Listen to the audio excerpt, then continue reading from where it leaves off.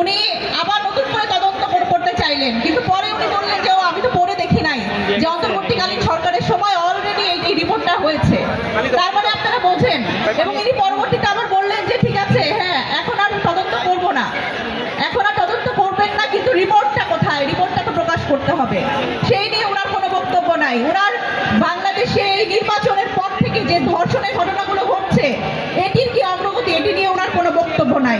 কিন্তু উনি বলে যাচ্ছেন যে সংবিধান কখন কি ব্যাখ্যা, ওনার মতো করে উনি ব্যাখ্যা দিয়ে যাচ্ছেন দেখেন। এবং পুলিশ হত্যা মামলা নিয়ে উনি কথা বলছেন।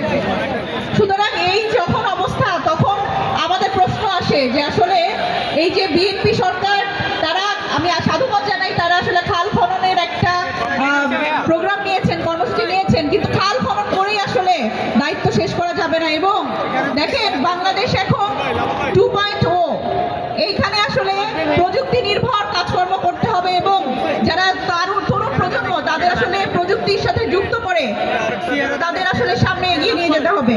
আমরা দেখলাম